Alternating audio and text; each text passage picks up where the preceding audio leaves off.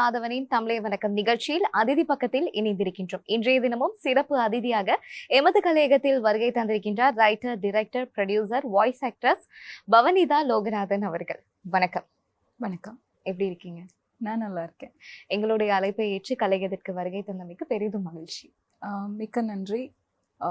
ரொம்ப நாள் கழிச்சு மறுபடியும் டிவியில் வந்திருக்கேன் அப்படிங்கிறது சந்தோஷம். ஆக்சுவலா பவனிதா லோகநாதன் அப்படிங்கும்போது ஒரு இண்டிபெண்ட் ஃபில்ம் டிரெக்டர் அப்படிங்கிறது எல்லாத்துக்குமே தெரிஞ்சிருக்கும், தெரியக்கூடிய ஒரு விஷயம் தான். கண்டிப்பாக நாங்கள் உங்களோட விஷயத்தை பற்றி நிறைய விஷயங்கள் நாங்கள் பேச தயாராக இருக்கோம். அதுக்கு முதல்ல இந்த ஒரு துறை மேலே ஏன் ஆர்வம் வந்தது? ஏன்னா ஸ்பெசிஃபிக்காக இப்போ உள்ள காலகட்டத்தில் எல்லாருமே ஒரு வைத்தியர் துறையை தேர்ந்தெடுப்பாங்க, ஆசிரியர் துறையை தேர்ந்தெடுப்பாங்க, நான் ஒரு சிங்கர் ஆகணும், ஒரு லிரிசிஸ்ட் ஆகணும் அப்படிங்கிற ஒரு விஷயத்தில் ரொம்ப ஃபோக்கஸ்டாக இருப்பாங்க. பவனிதா இந்த ஒரு சினிமா துறையை தேர்ந்தெடுத்ததுக்கான முக்கியமான காரணம் எங்க இருந்து ஸ்டார்ட் ஆகுச்சு? உங்களை பத்தின ஒரு அழகான ஒரு அறிமுகம். என்னை பொறுத்த வரைக்கும் நான் அடிக்கடி என்னுடைய பதிவுகள்லையும் சரி, என்னுடைய உரைகள்லையும் சரி, நான் தொடர்ந்து சொல்லிட்டு இருக்கிற ஒரு விஷயம் என்னன்னா, சினிமாங்கிறது என்னை பொறுத்த வரைக்கும் ஒரு ஆன்மீகம், ஸ்பிரிச்சுவல். அது நான் தேர்வு செய்யலை, சினிமா தான் எங்களை தேர்வு செய்திருக்கு.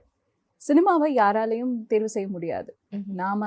அது நம்மளை தேர்வு செய்து நமக்கான வாய்ப்பு கொடுக்குது. நாம் அதுக்கு உண்மையாக உழைக்கணும். அப்படி உழைக்கும் போது அந்த உழைப்பு அங்கீகரிக்கப்பட்டால் நம்ம பயணமும் அங்கீகரிக்கப்படும். அப்படிங்கிற மாதிரி தான் என்னுடைய எண்ணம் இருக்கு எப்பவுமே. ஆக எனக்கு இந்த பயணம் ஆரம்பிச்சது நான் ஒரு யூனிவர்சல் தாட்ஸா இல்லாட்டி ஒரு ஸ்பிரிச்சுவலான விஷயமா தான் நான் பார்க்குறேன். ஏன்னா சின்ன வயசுல எனக்கு நிறைய திரைப்படங்கள் பார்க்கறது வழக்கம். ஏன்னா நாம இருந்த காலகட்டத்தில் சுற்றி போர் நடந்து கொண்டு இருந்த டைமில் கொலம்புல நமக்கு என்டர்டைன்மெண்ட்னு சொன்னாலே அது சினிமா மட்டும்தான். தமிழ் பேசுகிற சமூகத்துக்கு தமிழ் படங்களும் டிவியும் மட்டும்தான் அந்த காலகட்டத்தில் ஒரு துணையாக இருந்துச்சு. எங்கள் வீட்டில் படம் பார்ப்பாங்க, தமிழ் படம் பார்ப்பாங்க, சிங்கள படங்கள் பார்ப்பாங்க. அந்த காலகட்டத்தில் முக்கியமாக சைனீஸ் படங்கள், ப்ரூஸ்லி, ஜாக்கி சான் படங்கள், அது எல்லாமே நான் பார்ப்பேன். எனக்கு சினிமா தான் எல்லாமே, பார்த்துட்டே இருக்கிறது. ஏன்னா எனக்கு அந்த நேரம் ஏன் அதுன்னு புரியலை, பிற்காலத்தில் தான் புரிஞ்சது. எனக்கு 3 விதமான லேர்னிங் டிசபிலிட்டிஸ் இருக்குது. ஸோ விஷுவல் லேர்னராக நான் இருக்கேன். விஷுவல்ஸ் தான் என்னால் புரிஞ்சிக்க முடியும். ஸோ கார்ட்டூன் பார்க்குறது, சினிமா பார்க்குறது, இதுதான் வாழ்க்கையாக இருந்தது. ஒரு முறை என்ன ஆச்சுன்னா, எங்கள் தாத்தாவோட கடைக்கு ஒரு விசிடி கிடைச்சிது. ஓகே, அந்த விசிடியில் என்ன இருக்குது அப்படி, எல்லா ஊர் பேப்பரும் எல்லா இடங்களோட பேப்பர்ஸும் அங்கே வரும், பழைய பேப்பர்ஸ் வரும். அதுலேருந்து ஒரு விசிடி கிடச்சிது. அதை எடுத்து நான் போட்டு பார்த்தேன். போட்டு பார்த்தோன்னே எனக்கு என்ன தோணுச்சுன்னு சொன்னால், அதில் ஒரு படம் இருந்தது. அந்த படத்தை பார்த்தோன்னே அப்படியே வெர்டிகல் லென்ஸ் போட்ட மாதிரி என்னுடைய உலகமே மாறிடுச்சு. அதுக்கப்புறம் முடிவு பண்ணது தான், இல்லை இதுதான் சினிமா, இந்த சினிமாவை தான் நான் எடுக்கணும், இதுதான் எனக்கு விதிக்கப்பட்டது அப்படிங்கிற ஒரு ஸ்பிரிச்சுவல் கால்னு சொல்லுவாங்கல்ல, அது எனக்கு கிடைச்சது. ஆனா என்ன, அந்த நேரம் எனக்கு 10 வயசு. அதுக்கப்புறம் 10 வயசுல இருந்து ஸ்டார்ட் ஆயிடுச்சு. ஆமா, 10 வயசுக்கு பிறகு இனி சினிமா தான் வாழ்க்கை அப்படிங்கிறது முடிவாயிருச்சு. அதுக்கப்புறம் நிறைய தேட ஆரம்பிச்சேன். நிறைய நாடுகள் இருக்கு, ஒவ்வொரு நாட்டிலையும் சினிமா இருக்கு. ஏன்னா அந்த காலகட்டத்துல நமக்கு தெரிஞ்சது நாம பார்க்குற பரிச்சயப்பட்ட படங்கள் மட்டும்தான். அப்புறம் தான் எனக்கு புரிஞ்சது உலகம் முழுக்க படங்கள் இருக்க, அந்த ஒவ்வொரு நாட்டிலையும் ஒவ்வொரு விதமா படங்கள் எடுக்கிறாங்க. தொடர்ந்து தேட ஆரம்பிச்சேன். அந்த படங்களை தேடி தேடி பார்க்க ஆரம்பிச்சேன். என்னோட ஸ்கூல் டைம்லலாம் நான் அந்த அளவு சினிமா மேலே அவ்வளோ ஈடுபாடாக இருப்பேன். அப்போது நிறைய பார்க்க அதுக்கப்புறம் எனக்கு எழுத முடிஞ்சுது. கவிதை எழுதினேன், கதை எழுதினேன். அதுக்கப்புறம் கொஞ்சம் கொஞ்சமாக வளர்ந்த பிறகு, இப்போ ஸ்கூல் முடிக்கிற வரைக்கும் நமக்கு தெரியாது. ஆமாம், ஸ்கூல் முடிச்ச பிறகுதான் நமக்கு அடுத்து என்ன அப்படிங்கிற ஒரு பண்ண போகிறோம் கேள்வி வரும். எனக்கு சினிமாவுக்கு போகணும், உலகத்தில் பெரிய பெரிய இடங்களுக்கு போய் சினிமா படிக்கணும் அப்படிங்கிற ஒரு ஆசை இருந்தது. ஆனால் வசதி இல்லை, என்ன செய்யறதுன்னு தெரியாது. இங்கே இருக்கிற இண்டஸ்ட்ரிக்குள்ளேயும் போகக்கூடிய ஒரு சூழ்நிலை இருக்கலை. ஏன்னா தமிழர்களுக்கு அவ்வளோ சீக்கிரம் நுழைய முடியாது. அதுவும் பொண்ணாக இருந்ததுங்கன்னா இன்னும் கொஞ்சம் கஷ்டம். கண்டிப்பாக. அப்போ இப்படி இருக்கும்போது தான் சரி மீடியாவுக்கு போவோம் அப்படின்னு சொல்லி மீடியாவில் ஜாயின் பண்ணேன். மீடியாவில் ஒரு 6 வருஷம் 5 வருஷம் இருந்தது. அதுக்கப்புறம் அங்கேருந்து அப்படியே கமர்ஷியலுக்கு போனேன். அங்கே ரைட்டராகவும் ப்ரொடியூசராகவும் இருந்தேன். அது செய்யும்போது தான் கொஞ்சம் ஃபினான்ஷியலி ஸ்டெபிலைஸ் ஆகிட்டு இருந்த டைமில் தான் ஓகே, இனி நாம் குறும்படங்கள் எடுப்போம் அப்படின்னு சொல்லி ஆரம்பிச்சது. உண்மையாக எனக்கு குறும்படங்கள் எடுக்கக்கூடிய மைண்ட் செட்டே இருக்கலை. ஏன்னா நான் பார்த்து வளர்ந்தது எல்லாமே திரைப்படங்கள் எடுக்கணுங்கிறது மட்டும்தான் எனக்கு ஒரு ஆர்வமாக இருந்தது. அப்போது இன்டர்நேஷ்னலி போய் என்ன செய்யலாம் அப்படிங்கிறப்போ தான் எனக்கு ஒரு விஷயம் தெரிய வந்தது. முழு நேரமா நீங்க திரைப்பட கல்லூரியில படிக்கிறதுனா ஒரு 3-4 வருஷம் ஆகும். ஆனா அங்கங்க உலகத்துல சில சில பட்டறைகள் மாதிரி உலகத்தினுடைய சில சினிமா ஒர்க் ஷாப்ஸ் நடக்குது. அங்க நீங்க போய் படிக்க முடியும் அப்படிங்கறத நான் தெரிஞ்சுக்கிட்டேன். அதுக்கப்புறம் என்னாச்சு, அந்த பட்டறைகளுக்கு போகணும்னா இன்னும் ஒரு சில தகுதிப்படுத்தல்கள் தேவைப்பட்டுச்சு. 3 குறும்படம் எடுத்திருக்கணும், இன்னென்ன தகுதிகள் இருக்கணும்னு அவங்க ஒரு லிஸ்ட் கொடுத்துருப்பாங்க. ஓகே, அப்ப இதுக்கு போகணும்னா நாம ஷார்ட் ஃபிலிம் எடுக்கணும் அப்படின்னு சொல்லி நினைச்சுதான் ஷார்ட் ஃபிலிம் எடுத்தேன். அந்த ஷார்ட் ஃபிலிம் என்ன உலகத்தோட பெரிய பெரிய உயரங்களுக்கு கூட்டிட்டு போச்சு. அப்படி கூட்டிட்டு போன பிறகு அதுக்கப்புறம் திரும்பி பார்க்கறதுக்கு கூட நேரம் இல்லை. இப்ப இங்க நிக்கிறேன். கண்டிப்பா ரொம்ப அழகான ஒரு அறிமுகம்னு நினைக்கிறேன். ஏன்னா எல்லாருமே ஒவ்வொரு விஷயத்துக்காக ஓடிக்கிட்டே வந்து இருப்பாங்க. பவனிதா அவர்கள் வந்து சினிமா நோக்கி ஓட ஆரம்பிக்கிறாங்க. ஓடிக்கிட்டே இருக்கீங்க. இப்ப நான் குறிப்பா சொல்ல போனா, நான் சோசியல் மீடியால பவனிதா அவர்களை வந்து ஃபாலோ பண்ணும்போது, ஒரு நாளைக்கு ஸ்ரீலங்கால இருப்பாங்க, இன்னொரு நாள் யூகேல இருப்பாங்க. அவங்க எங்க இருக்காங்கன்னு அவங்களுக்கே வந்து தெரியாது. அந்த ஒரு விடயத்தை வந்து விபரிக்க முடியுமா? இவங்க என்ன பண்ணிட்டு இருக்காங்க? என்ன ஒரு விஷயமா வந்து போய்கிட்டு இருக்காங்க? ஏன்னா ட்ராவல் பண்ணிட்டே இருக்கீங்க. அந்த விஷயங்களை பார்க்கும்போது விமனா வந்து எங்களுக்கு வந்து ஃபீல் பண்ண முடியுது. இந்த மாதிரி நாங்களும் வந்து நிறைய விஷயங்கள் வந்து கற்பிக்கணும், மற்றவங்களுக்கு சொல்லிக் கொடுக்கணும் அப்படிங்கிறது தாண்டி. பவனிதா அவர்களை நான் வந்து சிறிய வயதுல இருந்து பார்க்கும்போது ஒரு மிகப்பெரிய ஒரு ஒரு யாருமே எடுக்க முடியாத ஒரு டாபிக் வந்து இந்த சினிமா அப்படிங்கிற ஒரு விஷயத்துல ரொம்ப அழகா அக்குவேர் ஆணிவேர் என்னெல்லாம் விஷயம் யூஸ் பண்ணியிருக்காங்க அப்படிங்கிற ஒரு நிகழ்ச்சியை நான் வந்து பார்த்துட்டு இருந்திருக்கேன். இந்த இந்த தருணத்துல நான் பேசுறதும் எனக்கு ஒரு ஒரு ரெட்டிப்பு சந்தோஷமும் கூட. ஸோ அப்படி இருக்கும்போது ஒரு தொகுப்பாளரா அப்படியே வந்து ஒரு டிரெக்டரா, அதுக்கப்புறம் வந்து ஒரு வாய்ஸ் ஆர்டிஸ்டா, அதுக்கப்புறம் ப்ரொடியூசரா, இந்த சகல விஷயங்களும் எங்க இருந்து ஸ்டார்ட் ஆனிச்சு? இது படிச்சாதான் இப்படி நடக்கும் அப்படிங்கிற ஒரு விஷயமா இல்லாட்டி?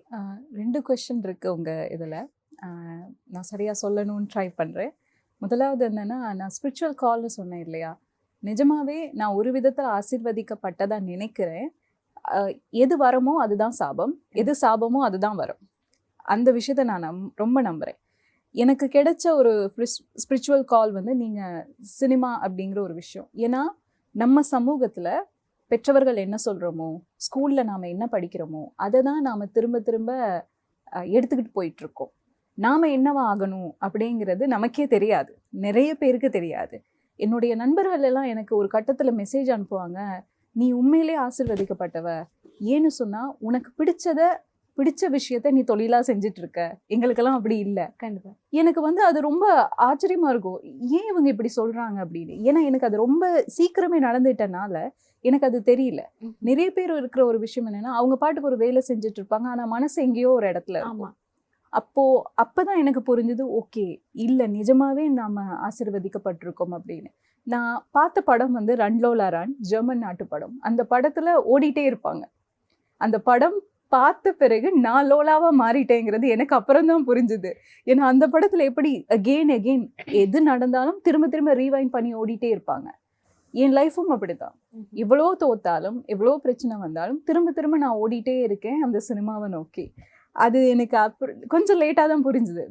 மற்றது என்னன்னா, என்னுடைய இந்த நீங்க சொன்னீங்க இல்லையா, தொகுப்பாளர் ஆகி உண்மையா சொல்லணும்னா தொகுப்பாளரா இருந்து இயக்குனர் ஆகலை, இயக்குனர் ஆகணும்னு தான் வந்தது. அதுக்கப்புறம் தான் இந்த தொகுப்பாளர், தயாரிப்பாளர், குரல் நடிகை, இந்த மாதிரி மற்ற விஷயங்களுக்கெல்லாம் போனது.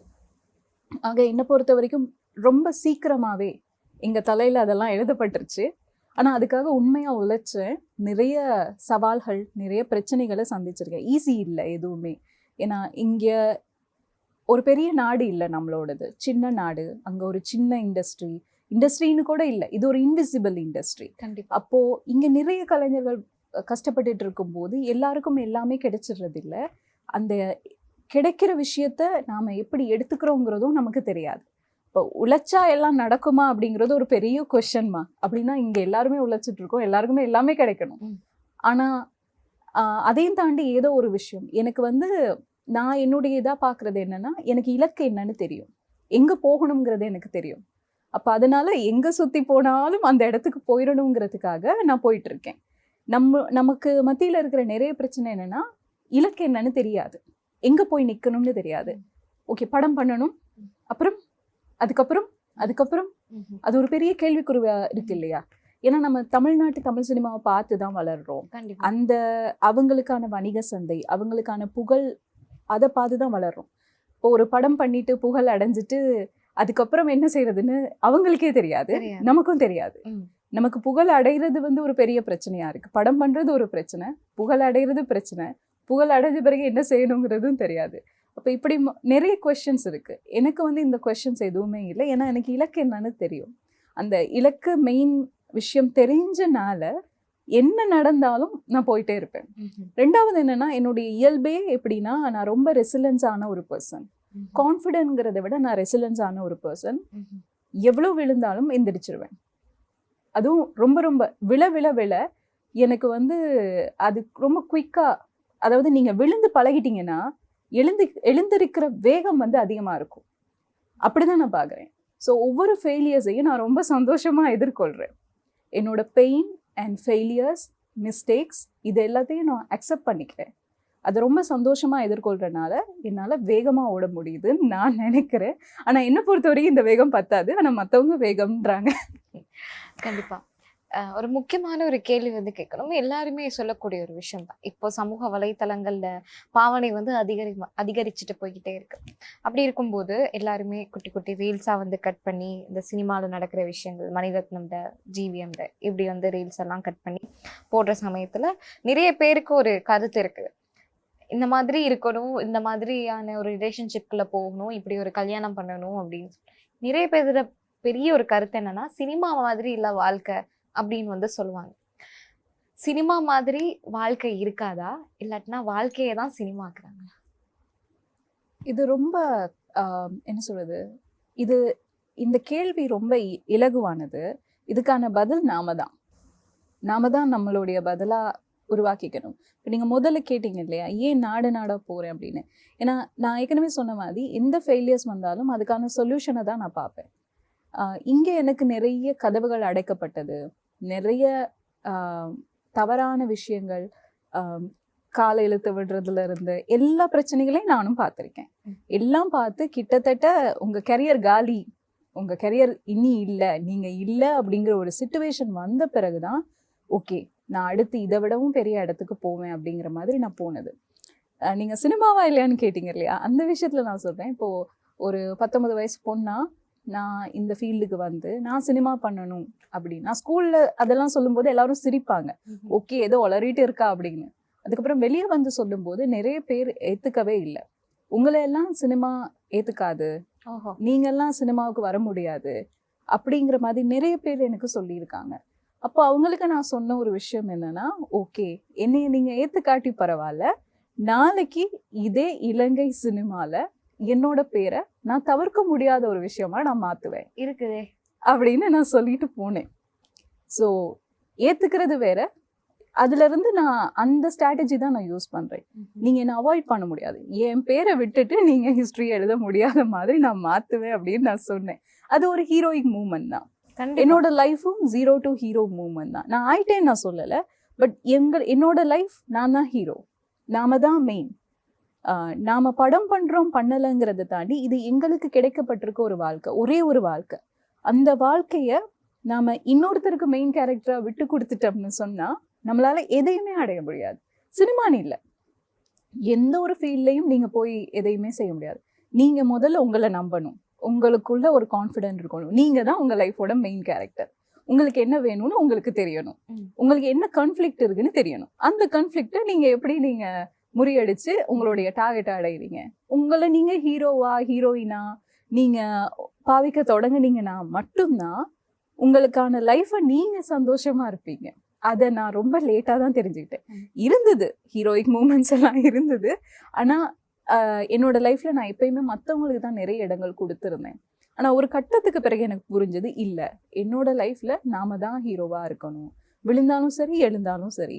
அதுக்கு பிறகு எனக்கு அது ஆயிடுச்சு. ஸோ என்னை பொறுத்த வரைக்கும் என்னுடைய அனுபவத்தின் அடிப்படையில் நிஜ வாழ்க்கை சினிமா தான். உங்கள் வாழ்க்கையை நீங்கள் டைரக்ட் பண்ணுங்க, நீங்கள் கதை எழுதுங்க, நீங்கள் கொண்டு வாங்க. எது யூனிவர்ஸ் உங்களுக்கு கான்ஃப்ளிக்டை கொடுக்கும், பிரச்சனையை கொடுக்கும், அதை முறியடிச்சு நீங்கள் ஹீரோவாக காட்டுங்க. அதுதான் உங்களோட லைஃப். அந்த லைஃபை இன்ஸ்பயர் பண்ணி தான் நாங்கெல்லாம் படம் பண்ணிட்டு இருக்கோம். கண்டிப்பா ஸோ ரியல் லைஃப் வந்து சினிமா தான், அதுல எந்த மாற்றமும் இல்லை. கண்டிப்பா நான் இந்த இடத்துல ஒரு விஷயம் வந்து சொல்லணும். கண்டிப்பா இலங்கையில தவிர்க்க முடியாத நிறைய பட்டியல்கள் இருக்குது. அதாவது நாங்க லிரிசிஸ்டா இருக்கட்டும், பாடலாசிரியரா இருக்கட்டும், நிறைய பேர் வந்து ஸ்ரீலங்காவில இருந்து பிரகாசித்து கொண்டு இருக்காங்க. அந்த பட்டியல்ல நீங்களும் இருக்கிறீங்க. உங்களை தாண்டி வேற பெயர்கள் வரணும் அப்படின்னு சொன்னா கொஞ்சம் அரிதான ஒரு விஷயமா தான் இருக்குது. பவனிதா லோகநாதன் இருக்காங்க. ஸ்ரீலங்காவில் இப்படி வந்து போற்றக்கூடிய ஒரு செலிபிரிட்டிஸ்ல பவனிதாவும் கண்டிப்பா வந்து இருக்காங்க அப்படிங்கிறதுல தவிர்க்க முடியாத ஒரு விஷயமும் கூட. அதையும் தாண்டி இப்போ பவனிதா லோகநாதன் அவர்கள் வந்து இந்த ஒரு கெரியரை சூஸ் பண்ணும்போது என்ன மாதிரியான ஸ்ட்ரகிள்ஸ் இருந்தது? நீங்க சொல்லக்கூடிய ஒரு பதில் தான் உங்களை மாதிரியான நிறைய பேர் தமிழை வணக்கம் நிகழ்ச்சியை வந்து பார்த்துட்டு இருக்க ஒரு யங் ஃபிலிம் டிரெக்டர்ஸ்க்கு ஒரு பெரிய உதாரணமா இருக்கும். எனக்கு வந்து இந்த ஒரு விஷயத்துல நான் சொல்லணும் என்னன்னா, ஸ்ட்ரகிள்ஸுங்கிறது இயல்பான ஒன்று. நீங்கள் எந்த துறையை தேர்ந்தெடுத்தாலும் எப்படியுமே இருக்கும். சினிமாவை பொறுத்த வரைக்கும் நிறைய ஸ்ட்ரகிள்ஸ் இருக்குது. எனக்கு தெரிஞ்சு நான் நிறைய யங் ஃபில்ம் மேக்கர்ஸ்ட்டை பார்க்குற ஒரு விஷயம் இல்லைன்னு சொல்லிகிட்டே இருக்கிற ஒரு விஷயம் தான். இங்கே இதுதான் பிரச்சனை. ஏற்கனவே இந்த நிகழ்ச்சியிலே வந்த நிறைய பேர் பேசியிருப்பாங்க என்னென்ன பிரச்சனைகள் இண்டஸ்ட்ரியில் இருக்குன்னு. அவங்க சொன்னதெல்லாம் உண்மைதான். அத்தனை பிரச்சனைகளும் இண்டஸ்ட்ரியில் இருக்குது. எந்த பிரச்சனையும் மாறவும் மாறாது. அந்த ஒரு விஷயத்த நம்ம தெளிவா எடுத்துக்கணும். இதை மாறணும் அப்படிங்கிறது வந்து இப்போதைக்கு நடக்காது. அதுக்கு பல காலங்கள் நடக்கும். அப்படி நிறைய நடக்கும்போது நாம இந்த இண்டஸ்ட்ரியை சூஸ் பண்றோம் அப்படிங்கிறப்பவே நமக்கு தெரிஞ்சிடும், என்னகிட்ட வந்து பணம் கிடையாது, நான் ஒரு பெரிய குடும்பத்தை சேர்ந்த ஒரு பர்சன் கிடையாது, ரொம்ப 14 வயசுல இருந்து வேலை செஞ்சு வந்தது, 19 வயசுலயே ஃபுல் டைம் ஒர்க்குக்கு போயிட்டேன். என்னோட குடும்பத்துல நான் தான் பிரெட் வின்னர். அப்ப அப்படி இருக்கும்போது சினிமாங்கிறது ரொம்ப பெரிய உயரம். அதுவும் இன்டர்நேஷ்னல் சினிமாங்கிறது இன்னும் பெரிய உயரம்.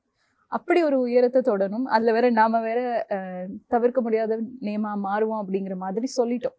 ஒரு ஆதங்கத்தில் ஒரு ஆவேசத்தில் சொன்னாலும் எனக்கு ஒரு உள்ளுக்குள்ள ஒரு நம்பிக்கை இருந்தது. நாம நம்பணும், நம்மளை என்னால் முடியும், இது வந்து எனக்கு விதிக்கப்பட்டது, நான் போகிறேன் அப்படிங்கிறது நாம நம்பணும். எல்லாருமே சிரிச்சாங்க அந்த நேரத்தில்.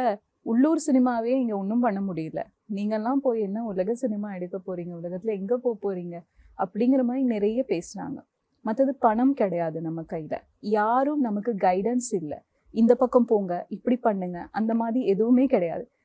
தடுமாறி நாமளே ஏதாவது ஒன்று செஞ்சால் கூட சீனியர்ஸாக இருக்கிறவங்க எல்லாரும் இல்லை, ஆனால் பெரும்பான்மையானோட மனநிலை எப்படின்னா, இங்கே வந்து ஒரு எல்லா துறையிலையும் மேலே இருக்கிறவங்க கீழே இருக்கவங்கிற ஒரு ஹைராக்கி வந்து எப்பயுமே இருக்கு. நம்ம தொழில் துறைகள்ல இருந்து பொது வாழ்க்கையிலே அந்த ஹைராக்கி இருக்கிறனால எங்களுக்கு சொல்லாம நீங்க எப்படி போனீங்க, எங்களை தாண்டி நீங்க எப்படி போறீங்க அப்படிங்கிறது ஒரு மனத்தடங்களாவே நிறைய பேருக்கு இருக்கு.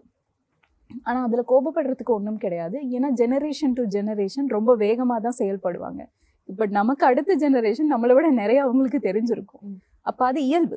அதை அக்செப்ட் பண்ணிக்கிற அளவுக்கு நாங்க இன்னும் பக்குவப்படலை. அது எங்களுடைய வாழ்க்கை முறையில ஒரு விஷயம். ஸோ அந்த மாதிரி பிரச்சனைகள் இருந்தது. மற்றது நான் ஒரு பெண்ணாக இருக்கிறனால நிறைய இடங்கள்ல எனக்கு வாய்ப்புகள் மறுக்கப்பட்டிருக்கு. எனக்கு ஏடியா இருக்க முடியாது, எனக்கு கீழே வேலை செய்ய முடியாது அப்படின்னு நிறைய பேர் சொல்லியிருக்காங்க. ஏன்னா இந்த சொசைட்டியை பொறுத்த வரைக்கும் நம்மளை குறையும் சொல்ல முடியாது. ஏன்னா நாம் ஒரு 30 வருட வாருக்கு பின்னாடி தான் இண்டஸ்ட்ரியை இது பண்ணுறோம். ஹாலிவுட்லேயே ஜெண்டர் டிஸ்கிரிமினேஷன் இருக்கிறப்போ நமக்கு இருக்காதுன்னு நாம் சொல்ல முடியாது இல்லையா? நாம் அதை அக்செப்ட் பண்ணி தான் ஆகணும்.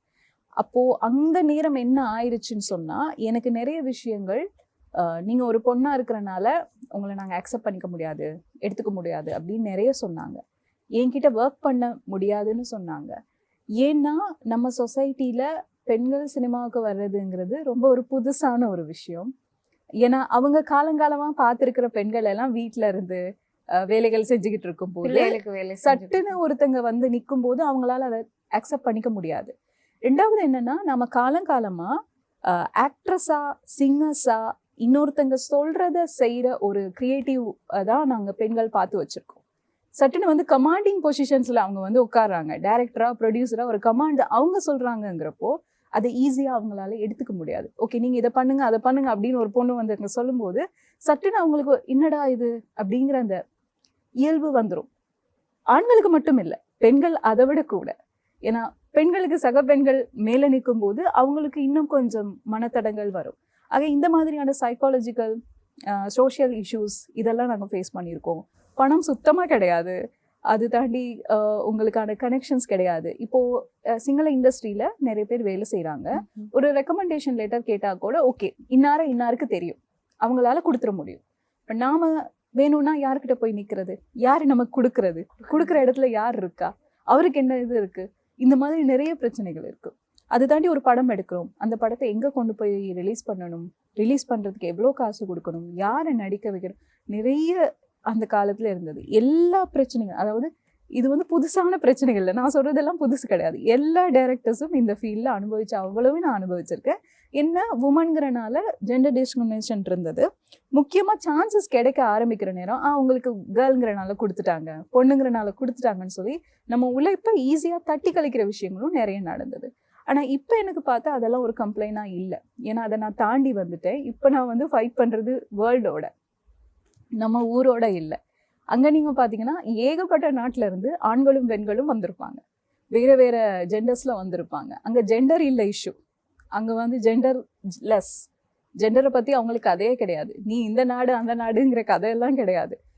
அதாவது உனக்கும் எனக்கும் தான் போட்டி, உன்னை நான் ஜெயிக்கிறேன் பாரு அப்படிங்கிற மாதிரி ஒரு ஆட்டிடியூட்ல தான் இருக்கு. கிட்டத்தட்ட ஒரு போர்க்களம் மாதிரி தான். அதாவது ஒரு அந்த கால ராஜாக்கள் படங்கள் எல்லாம் பார்த்துருப்பீங்க இல்லையா, ஒரு போர் வீரன் ஊர் விட்டு ஊர் போய் இன்னொருத்தரோட போய் சண்டை போட்டு ஜெயிக்கிற அந்த ஒரு இது இருக்குல்ல, கிட்டத்தட்ட அந்த மாதிரி ஒரு சுச்சுவேஷன்ல தான் இப்ப நான் இருக்கேன். இப்ப நாடு நாடா ஊர் ஊரா போய் அவங்களோட நாம ஃபைட் பண்ணி ஜெயிக்க வேண்டிய ஒரு சுச்சுவேஷன்ல நாங்க இருக்கோம். அப்படி இருக்கும்போது இப்ப எனக்கு கடந்து வந்த விஷயங்கள் ஒரு பெருசா தெரியல, நான் அதை கடந்துட்டேன். பட் புதுசா வர்றவங்களுக்கு நான் சொல்ற ஒரு விஷயம் என்னன்னா, ஃபர்ஸ்ட் இங்க பிரச்சனை இருக்குங்கிறது தெரிஞ்சுக்கோங்க, அக்செப்ட் பண்ணிக்கோங்க. ரெண்டாவது, அதை தாண்டி போறதுக்கான சொல்யூஷனை யோசிங்க, கம்ப்ளைண்ட் பண்ணிட்டு நிக்காதீங்க. ஏன் இதை நான் சொல்றேன்னா, இங்க பிரச்சனை இருக்குன்னு கம்ப்ளைண்ட் பண்ண நம்ம என்ன பேசுறோமோ அதுதான் நம்ம மனசுக்கு வரும், என்ன சொல்றோமோ அதுதான் நம்ம செயலா மாறும். ஆக நீங்க கம்ப்ளைண்ட் பண்ண என்ன ஆகும்னா, நாம முடங்க ஆரம்பிச்சிருவோம், நமக்கு ஆறுதல் தேட ஆரம்பிச்சிருவோம். மூணாவது ஒரு முக்கியமான ஒரு விஷயம், அங்கீகாரத்தை எதிர்பார்க்காதீங்க. அதுதான் ரொம்ப முக்கியம். ஏன்னா ஒரு கலைஞனுக்கு ரொம்ப ரொம்ப முக்கியமான ஒரு விஷயம் அங்கீகாரம். அதுதான் ஃபியூல். அது வந்து வேணும். அது இல்லைன்னா என்ன ஆகும்? அது இந்த நாட்டில் அது கிடைக்காது, அது ஈஸியாக கிடைக்காது. ஏன்னா அது ரொம்ப கஷ்டம். ஏன்னா நமக்கு காம்படிஷன்ஸ் பெருசு. அப்போ டக்குன்னு அது கிடைக்காது. கிடைக்காம போனோன்னு என்ன ஆகும்னா நாம உடைஞ்சு போயிடுவோம். அது அடிக்ஷன் உட்பட வேற வேற இடங்களுக்கு நம்மளை கொண்டு போய் விட்டுரும். அங்கீகாரத்தை எதிர்பார்க்காம இது எனக்கு தரப்பட்ட பணி, கடமை, அதை நான் செய்யறேன் அப்படின்னு சொல்லி நாம செய்ய ஆரம்பிச்சிட்டோம்னாலே நமக்கு வந்து நம்ம அடுத்த இடத்துக்கு தன்னால நகர்ந்துரும். இப்போ நீங்க தினமும் சாப்பிடுறீங்க, தினமும் குளிக்கிறீங்க, இதுக்கு வந்து நீங்க அங்கீகாரம் எதிர்பார்க்கறீங்களா? இல்லதானே. அது கண்டிப்பா செய்யணும். அதே மாதிரிதான் சினிமான்னு நீங்க சூஸ் பண்ணிட்டீங்க, அது உங்க இலக்கு, அது உங்க லைஃப், அது உங்க டெஸ்டினி. அதுக்கு நீங்க கஷ்டப்படுறீங்க. அந்த கஷ்டத்தை நீங்க வெளியே சொல்றதுல அர்த்தம் இல்லை.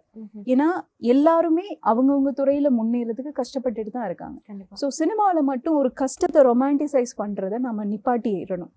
ஏன்னா நம்ம அங்கீகாரத்துக்கு தான் அதை செய்யறோம், நமக்கு அங்கீகாரம் கிடைக்குது, அதனாலதான் நம்ம ரொமான்டிசைஸ் பண்றோம், அந்த இடத்துக்கு நாங்க வரோம். ஆனா அதை நிப்பாட்டிட்டோம்னாலே நம்ம ஈஸியா யாருக்கிட்டையும் வேலிடேஷன் எதிர்பார்க்க கூடாது, யாருக்கிட்டையும் அங்கீகாரம் எதிர்பார்க்க கூடாது. நீங்க உங்களை நம்புங்க, உலகம் தன்னால உங்களை நம்பும். இப்ப நீங்க நம்பலையா? அன்னைக்கு 10 வருஷத்துக்கு முன்னாடி நான் அந்த வார்த்தை சொல்லும் போது யாருமே நம்பல. இன்னைக்கு நான் இன்டர்நேஷ்னலி அதை போய் செஞ்சு காட்டின பிறகு யாரை பத்தியுமே நான் யோசிக்கல. யாருக்கிட்டையும் நீங்க என்ன பாராட்டணும், நீங்க என்ன இப்படி பேசணும், அதை பத்தி கேட்கல. தப்பா பேசுறவங்களும் பேசிட்டு போட்டும் அப்படின்னு அதை கணக்கே எடுக்காம போனதோட விளைவு தான் என்னுடைய ஒர்க்கை நான் செஞ்சுட்டு இருந்தேன். நான் பதில் சொல்ல வேண்டியது சினிமாவுக்கு மட்டும்தான். என்னோட கடவுள் சினிமா தான், நம்ம வேற கடவுளை நம்புறது இல்லை, யூனிவர்ஸை தான். ஸோ அதுக்கு மட்டும்தான் நான் பதில் சொல்லணும், அவங்களுக்கு மட்டும்தான் பதில் சொல்லணும். என்ன கஷ்டம் வந்தாலும் நான் யோசிக்கிறது ஓகே, நான் இப்படிதான் யோசிப்பேன். மார்ஷல் ஆர்ட் இருக்கு இல்லையா, மார்ஷல் ஆர்ட்ஸ் கத்துக்கணும்னு சொன்னா கை காலெல்லாம் உடையும், உடம்பெல்லாம் வலிக்கும். அதுக்கு பிறகுதானே நீங்க அதுல வர முடியும். அதே மாதிரிதான் உங்களுக்கு கிடைக்கிற பெயினும் ஃபெயிலியர்ஸும். அதுல நீங்க அழணும், கஷ்டப்படணும், ஐயோ இது என்ன ஆச்சு அப்படின்னு கேட்கணும். அது உங்களை வந்து இன்னும் ஸ்ட்ரென்த் ஆகுது, இன்னும் வலிமையாக்குது. அந்த வலிமைக்கு பிறகு என்ன ஆகுதுன்னா, யாரு வந்தாலும் பிரச்சனை இல்லை, நான் இதை செய்யறேன் அப்படிங்கிற ஒரு தன்னம்பிக்கையை கொடுத்துருது. அதுக்கப்புறம் நீங்க தானே ஜெயிச்சிட்றீங்க, நீங்க உங்களோட இடத்த அடைஞ்சிட்டீங்க இல்லையா. இப்போ ஆரம்பத்திலேயே வலிக்குதே, ஐயோ கஷ்டமே, இவங்க இப்படி பண்றாங்களே, இங்கே பாலிடிக்ஸ் இருக்கு, இங்கே கஷ்டங்கள் இருக்கு, இங்க குழிகள், வெட்டு, குத்துக்கள் எல்லாமே இருக்கு. ஆனா அதை தாண்டி நீங்க போகணும்.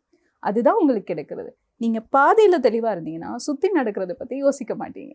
நீங்க அதான் எந்த இடத்துலயும் வேலிடேஷன் எதிர்பார்க்காதீங்க, அங்கீகாரத்தை எதிர்பார்க்காதீங்க. என் பணி இதுதான் அப்படிங்கிற மாதிரி நினைச்சு நீங்க வேலை செய்ய ஆரம்பிச்சிட்டீங்கனாலே உங்களுக்கான எல்லாமே கிடைச்சிடும். இது சினிமான்னு மட்டும் இல்லை, எந்த துறைனாலும் இப்படிதான். கண்டிப்பா ரொம்ப அழகா வந்து பேசியிருந்தீங்க. அதாவது நம்ம வாழ்க்கையில எந்த ஒரு விஷயத்த வந்து சாதிக்கிறதா இருந்தாலும் கூட கண்டிப்பா முயற்சி அப்படிங்கிற ஒரு விஷயத்த நாங்க அதுதான் ஃபர்ஸ்ட் நம்ம படியா வந்து எடுத்து வைக்கணும். அதையும் தாண்டி நீங்க அனுபவிச்ச ஸ்ட்ரகிள்ஸ் எல்லாம் கேட்கும்போது நாங்க என்னடா பண்ணிட்டு இருக்கோம் கஷ்டம், இவங்க பட்டிருக்காங்க பாரு கஷ்டம் அப்படிங்கிற மாதிரி தான் வந்து தோணுதும் கூட.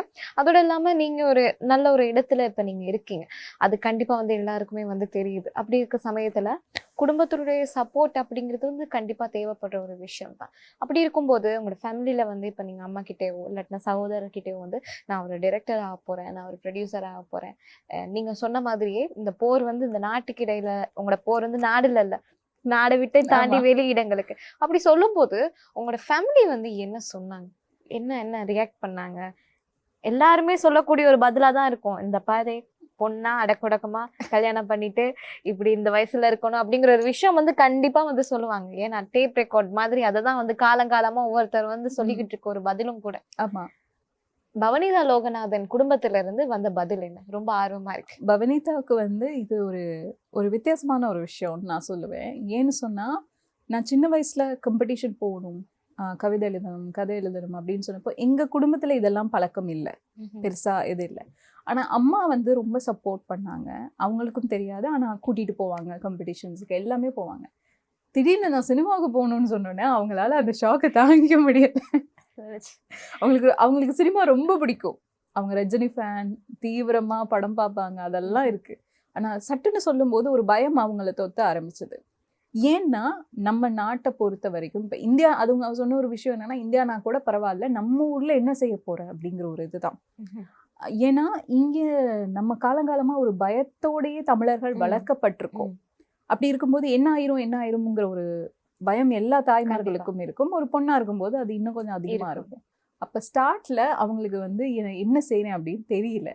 அப்புறம் நான் வந்து இல்ல, நான் இதைத்தான் செய்வேன் அப்படின்னு சொல்லி நான் உறுதியா நின்னப்போ அவங்க வந்து தடுக்கல, ஓகே அப்படிங்கிற மாதிரி. அதுக்கப்புறம் நான் லண்டன் போனேன், பெர்லின் போனேன், எல்லா இடங்களுக்கும் போக போக அவங்களுக்கு ரொம்ப நம்பிக்கை வந்துருச்சு. ஆனா கூடவே நான் விழுந்து எந்திரிச்சு வந்த நாட்களும் இருக்கு. கம்பெனி இல்லாம போய், வேலை இல்லாம போய், வீடு இல்லாம போய், ஒரு மாதிரி நடுத்தெருவுல வந்து நிக்கிற ஒரு அதாவது அந்த எதுவுமே எல்லாமே கைவிட்டு போய் நாம நடுவுல வந்து நிப்போம் இல்லையா, என்ன உழைச்சமோ அதெல்லாம் இல்லாம போன ஒரு சந்தர்ப்பம் எனக்கு இருக்கு. நான் நிறைய என்னோட ஸ்ட்ரகிள்ஸ் பெருசா நான் சொல்லலை, ஏன்னா சொன்னா நிறைய பழைய விஷயங்கள் பேச வேண்டி வரும். நான் இப்ப அதை கடந்து வந்துட்டனால நான் அதை பெருசா மைண்ட் பண்ணிக்கல. பக்கங்களை திரும்ப வாசிக்கணும்னு இல்லை. இப்போ வந்து என்னது, நிறைய மனிதர்களால ஏமாற்றப்பட்டு அந்த மாதிரி நிறைய சந்தர்ப்பங்கள் இருக்கு. ஆனா இப்ப அதை திரும்ப பேசும்போது கசப்பான நினைவுகள் தானே. இப்ப வாழ்க்கை நிறைய மாறி இருக்கு, நான் மாறின மாதிரி அவங்களும் மாறி இருக்கலாம் இல்லையா, இருக்கலாம், அதனால தெரியாது தானே. அப்போ அதுவும் இது ஒரு சின்ன இண்டஸ்ட்ரினால இவங்க வந்து டக்குன்னு ஓகே இந்த பர்சன் தான் கண்டுபிடிச்சிருவாங்க. இப்போ அதனாலே நான் என்ன பண்றது, தவிர்த்துறது. ஸோ எனக்கு நிறைய தோல்விகள், பிரச்சனைகள் நடந்தது. எல்லாம் இழந்துட்டு நின்னப்போ அம்மா தான் முழுக்க நின்னாங்க. அதாவது என்ன ஆனாலும் பரவாயில்ல, நீ வந்து செய்யற, சினிமா செய்யற அப்படிங்கிற மாதிரி சப்போர்ட்டா நின்னாங்க. நிறைய பர்சனல் ஃபினான்ஷியல் இஷ்யூஸ் வரும்போதும் அவங்க தான் நிற்பாங்க. இன்னைக்கும் என்னோட பிரச்சனைகளை நான் பேசுறது அவங்க கிட்ட மட்டும்தான்.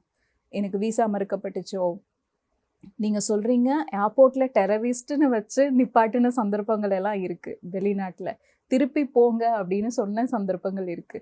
பேக் இல்லாம அப்படியெல்லாம் வெளிநாட்டுல தங்குறதுக்கு இடம் இல்லாம இருந்த சந்தர்ப்பங்கள் இருக்கு. ஏன்னா ஈஸி இல்லை வெளிநாட்டுல ஆரம்ப காலம், இப்போ கொஞ்சம் ஈஸி ஆயிடுச்சு.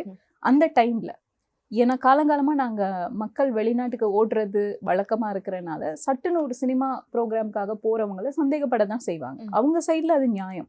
ஸோ அந்த மாதிரி பிரச்சனைகள் வந்தப்போ அம்மா தான் கூட நின்று இருந்திருக்காங்க. ஸோ இன்னைக்கு வரைக்கும் எனக்கு பெரிய ஒரு சப்போர்ட்டா அம்மா நிற்கிறாங்க.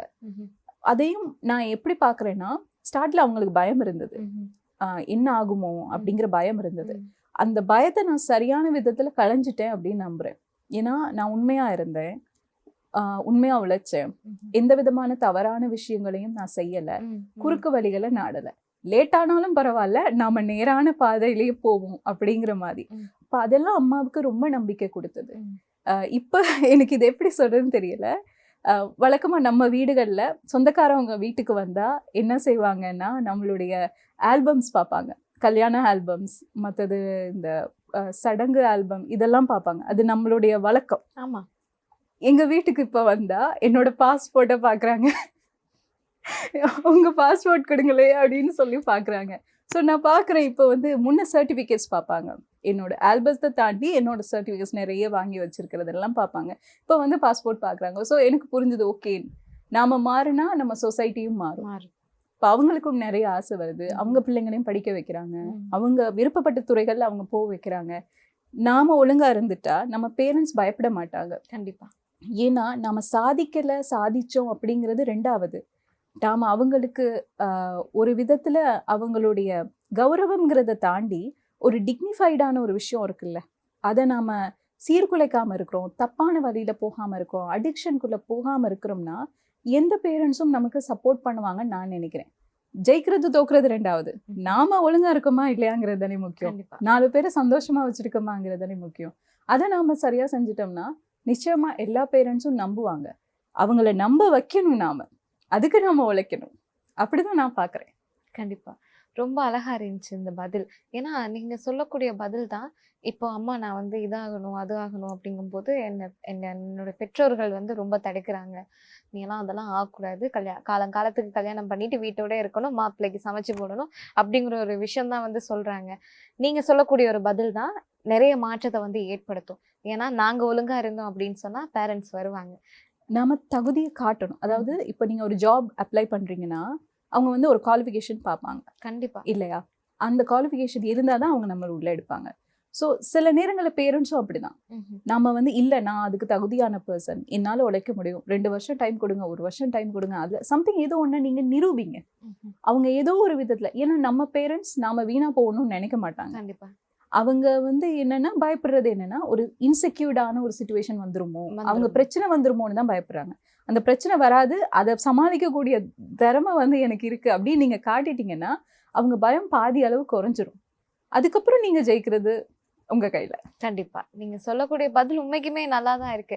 ஏன்னா நிறைய பேரோட ஒரு பெரிய ஒரு எண்ணமே அதுதான், நம்ம பிள்ளைகள் வந்து ஒரு தப்பான ஒரு வழியில வந்து போகக்கூடாது. இப்போ வந்து போதை பொருளும் வந்து அதிகமாயிருச்சு. அந்த விதத்துல பயப்படுறது ஆஸ் அ பேரண்ட்ஸ் அவங்க பயப்பட தான் வந்து செய்வாங்க.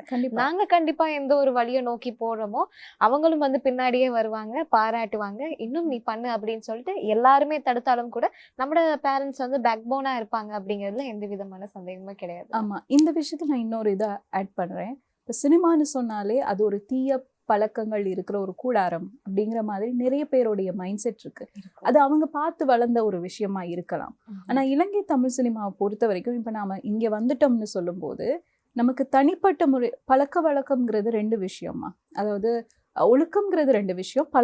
ஒழுக்கம்ங்கிறது வேற, பழக்க வழக்கம்ங்கிறது வேற. குடி புகை இதெல்லாம் பழக்க வழக்கம். ஒழுக்கம்ங்கிறது உங்களுடைய தொழில நீங்க எவ்வளவு ஒழுக்கமா இருக்கீங்க, மனதளவுல நீங்க எவ்வளவு ஒழுக்கமா இருக்கீங்க, மற்றவங்களை நீங்க எப்படி நடத்துறீங்க அப்படிங்கிறதுல இருக்கு. பழக்க வழக்கங்களை நாம யாருக்கும் வந்து சொல்ல முடியாது, நீங்க இதை செய்யுங்க செய்யாதீங்க அப்படிங்கிறது. அது எந்த அளவுல நாம வச்சுக்கிறோமோ அந்த அளவு இங்க நமக்கு ஒழுக்கம் பாதிக்காம இருக்கும். ஸோ இண்டஸ்ட்ரின்னு வரும்போது நீங்க உங்களுடைய வேலையை நீங்க ஒழுக்கமா செஞ்சீங்கன்னா, உங்களுடைய பழக்க வழக்கம் வேற, பட் ஒழுக்கமா நீங்க உங்களுடைய இண்டஸ்ட்ரி வாழ்க்கையை நீங்க செஞ்சீங்கன்னா யாரும் உங்களை தப்பு சொல்ல மாட்டாங்க. நாளைக்கு 4 பேர் இங்க வந்து ஒர்க் பண்றதுக்கு விரும்புவாங்க. பிரச்சனை நம்ம கையில தான் இருக்கு. நாம தான் மாறணும். நாம மாறினா நிறைய விஷயங்கள் மாறும். அதாவது இங்க மாறினா எல்லாமே மாறுங்கிற மாதிரி தான். இன்னும் நிறைய விஷயங்கள் நான் உங்ககிட்ட இருந்து கத்துக்கிறனும், நிறைய விஷயங்கள் தெரிஞ்சுக்கிறனும் அப்படின்னு வந்து ஆசைப்படுறேன். அந்த விதத்துல யங்ஸ்டர்ஸ் அப்படின்னு எடுத்தா இப்போ வந்து போதை பொருள் அப்படிதான் அவங்கள வந்து ஆட்டி படைக்குது. குறிப்பாக சொல்ல போனா அவங்க வந்து புகைப்பிடிக்கிறதா இருக்கட்டும், மது அருந்ததா இருக்கட்டும், இதுலதான் வந்து ரொம்ப ஃபோக்கஸ்டா வந்து இருக்காங்க. அதையும் தாண்டி இன்னும் நிறைய பேர் வந்து யங்ஸ்டர்ஸ் வந்து இருப்பாங்க, இல்ல போதை அப்படிங்கிறது என்னுடைய இலக்கு, நான் வந்து ஒரு இயக்குனரோ இல்லாட்டினா பாடலாசிரியரோ வந்து அங்க இருந்து ஒரு பெருமை ஒரு புகழ் வந்து கிடைச்சிச்சுன்னா அதுதான் எனக்கு ஒரு பெரிய போதை அப்படிங்கிற யங்ஸ்டர்ஸும் வந்து இருக்காங்க. அப்படி இருக்க சமயத்துல ஸ்ரீலங்காவுல நிறைய பேர் வந்து ஆசைப்பட்டுட்டு இருப்பாங்க. ஒரு 2, 3 ஷார்ட் ஃபிலிம் எடுத்துட்டு நான் ஒரு இயக்குனர் அப்படின்னு வந்து சொல்லி சமூக வலைத்தளங்கள்ல பதிவிடுறதா இருக்கட்டும், இல்லாட்டினா வந்து டக்குன்னு முன்னேறணும், எனக்கு வந்து இப்பவே வந்து ஃபேம் கிடைக்கணும், இன்னைக்கு நான் படம் எடுத்தேன்னா நாளைக்கு அதுக்கான பணிகள்லாம் நிறைவு செஞ்சுட்டு அடுத்த நாள் நான் வந்து சோஷியல் மீடியாவில் போஸ்ட் பண்ணிட்டு அடுத்த நாளே எனக்கு வந்து பெருமை தேடி கொடுக்கணும், ஒட்டுமொத்த ஸ்ரீலங்காவே என்னை வந்து கவனிக்கணும் அப்படிங்கிற ஒரு நோக்கத்துக்காக வேண்டி தான் இருக்காங்களே தவிர படத்தை ஒழுங்கா எடுத்தமா, படத்தை மக்கள் பார்க்குற மாதிரி எடுத்தமா, படத்தை பண்ணியிருக்கோம் அப்படிங்கிறதுக்காக கடமையை செய்தால் வெற்றி, கடமைக்கு செய்தால் தோல்வி அப்படின்னு வந்து சொல்லுவாங்க. படத்தை எடுக்கணுங்கிறதுக்காக எடுக்கிறவங்க நிறைய பேர். ஆனா எடுக்கிற படத்தை ஒழுங்கா எடுக்கணும் அப்படிங்கிறவங்க வந்து நிறைய பேர். ஸோ இந்த ஒரு விஷயத்தை பத்தி எப்படி பாக்குறீங்க? அதுவும் ஸ்ரீலங்காவுல இந்த ஒரு சினிமாவை வந்து எப்படி பாக்குறீங்க? கண்டிப்பா. நான் இது பேசப்பட வேண்டிய ஒரு விஷயம் தான். நான் நிறைய பேர் என்கிட்ட கேட்குறது, பவனிதா நீங்க ரொம்ப ஸ்பீடா உங்களுக்கு எல்லாமே சீக்கிரம் கிடைச்சிருச்சு அப்படின்னு சொல்லுவாங்க. நாங்க கஷ்டப்படுறோம் எங்களுக்கு கிடைக்கல. இல்ல சீக்கிரம் கிடைக்கல. கிட்டத்தட்ட இது வந்து என்னுடைய 14வது வருஷம் இந்த ஃபீல்டில். அதுக்கு முன்னாடி 10 வயசுல இருந்து நான் வந்து ஒர்க் பண்ணியிருக்கேன். எப்படின்னா சினிமா தான் அப்படிங்கிற ஸ்பிரிச்சுவல் கால் செட் ஆன பிறகு நான் நிறைய படங்கள் பார்ப்பேன். இந்த நாட்டு படங்கள் மட்டும் இல்லை, வெளிநாட்டு படங்கள்லாம் தேடி தேடி பார்க்குறது. இப்போ யூடியூப் இருக்கு, எல்லா பைரசி செட் மற்றது ஓடிடி எல்லாமே இருக்கு. ஆனால் அந்த நேரம் கிடையாதுல்ல. நான் போய் டிவிடி கடை முன்னாடி நிற்பேன், அது வர்ற வரைக்கும் வெயிட் பண்ணுவேன். பல நாள் அலைஞ்சிருக்கோம் அந்த படங்கள் எல்லாம் தேடி தேடி பார்த்து படித்து.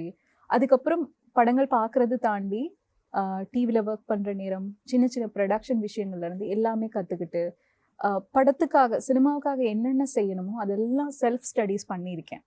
அப்படி பண்ணி இருக்கும்போது ஒரு 6-7 வருஷம் அதுக்கு மட்டுமே கிட்டத்தட்ட ஒரு 7000 படங்கள் பார்த்து அதை படித்து என்னோட நோட் புக்ஸ் எல்லாம் வந்து காப்பி பண்ணிட்டு போவாங்க.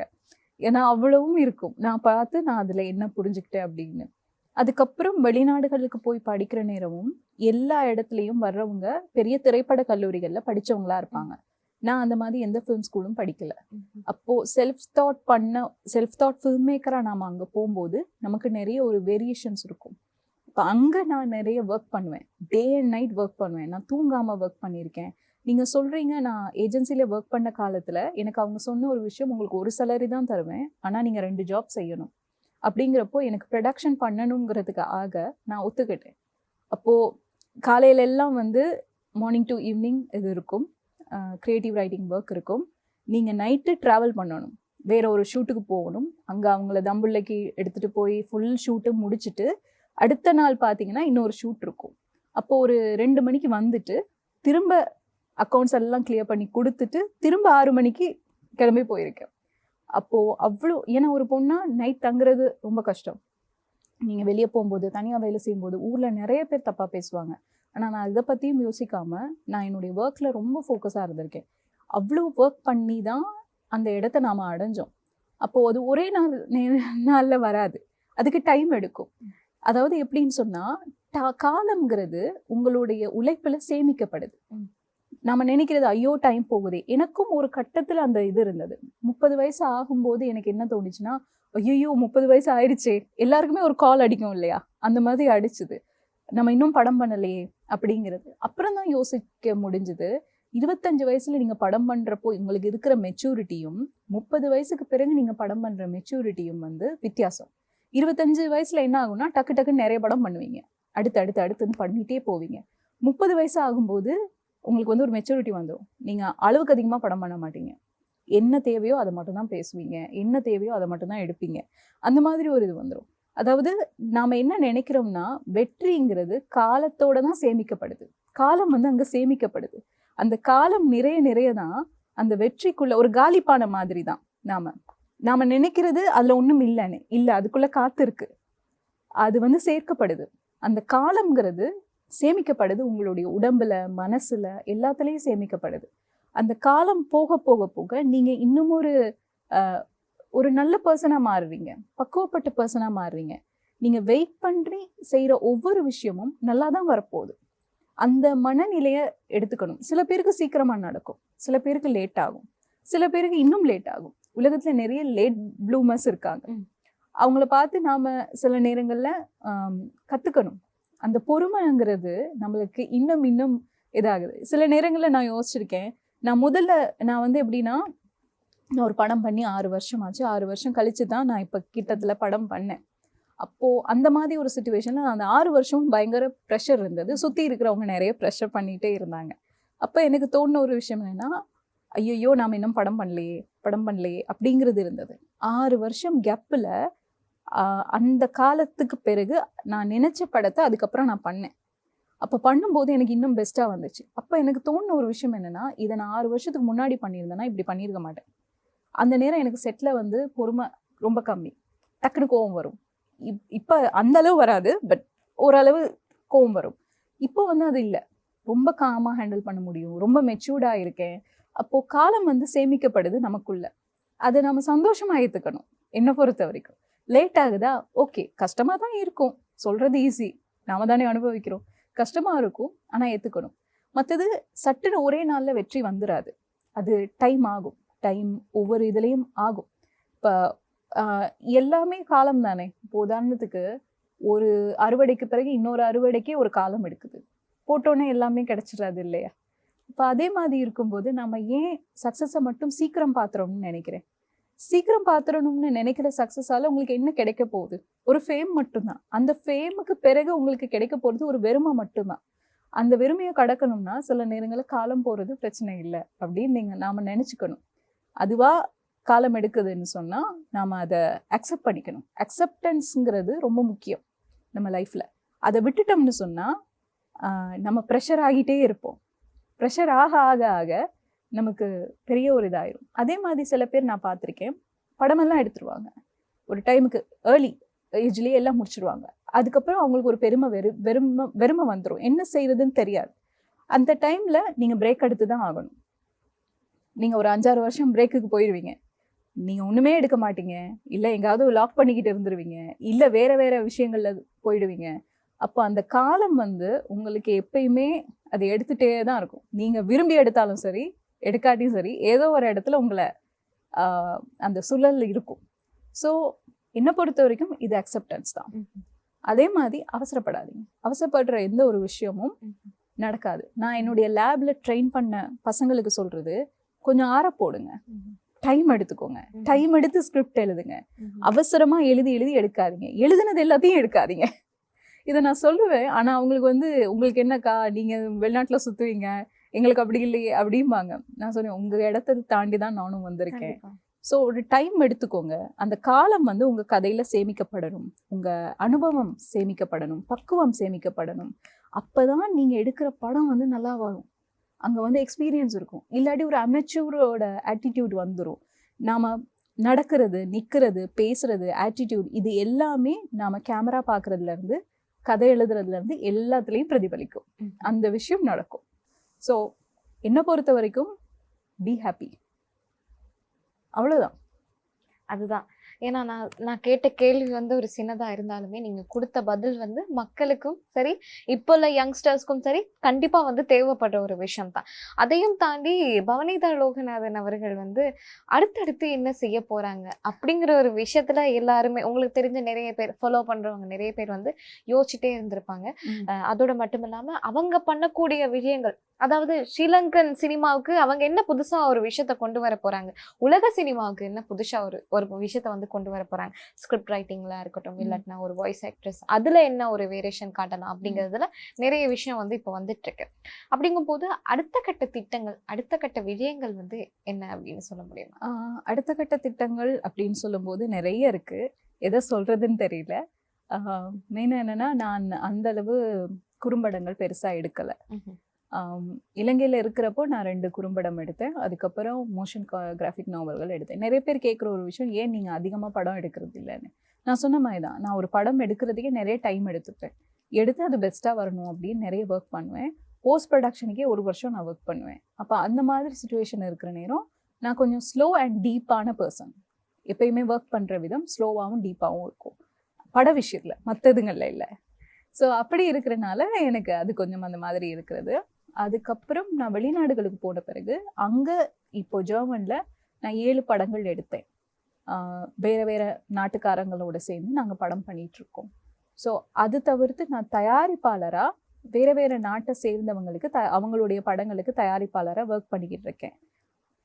ஒரு 5-6 படங்கள் இருக்குது. அது தவிர என்னுடைய தயாரிப்பில் டெவலப்மெண்ட் ஸ்பேஸில் நிறைய படங்கள் இருக்குது. ஒரு முழுநீள திரைப்படம் பண்ணுறதுக்கான வேலைகளில் இருக்க இன்வெஸ்டர்ஸ் இல்லை. அது எல்லாருக்கும் இருக்கிற பிரச்சனை தான், எனக்கு மட்டும் இல்லை, இலங்கையில் படம் எடுக்கிற எல்லாருக்கும் இருக்கிற பிரச்சனை தான். இன்வெஸ்டர்ஸ் சரியாக இன்னும் அமையலை. அவங்கள தேடிட்டு இருக்கோம், அவங்கள கன்வின்ஸ் பண்ணிட்டு இருக்கோம். அப்போ அந்த இது கிடைச்சிருச்சுன்னா அடுத்த வருஷம், அதுக்கு அடுத்த வருஷங்களில் நீங்கள் என்னோட படத்தை பார்க்கலாம். இல்லாட்டிக்கு இன்னும் கொஞ்சம் காலம் போகும்.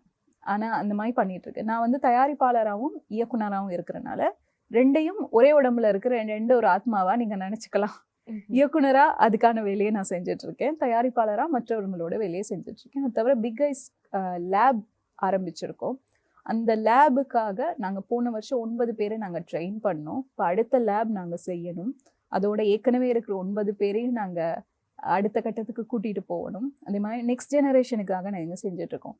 பவனிதா இன்டர்நேஷ்னலுக்கு போய் என்ன செய்கிறா அப்படிங்கிறது நிறைய பேரோட கொஷன். அந்த கொஷனுக்கான ஆன்சர் என்னன்னா, நான் இதெல்லாம் செய்கிறேன், இதெல்லாம் பண்ணுறேன் அப்படின்னு என்னன்னானே நான் பெருசாக சொல்ல முடியாது. அது விதிக்கப்பட்டது, நான் பண்ணிகிட்ருக்கேன்.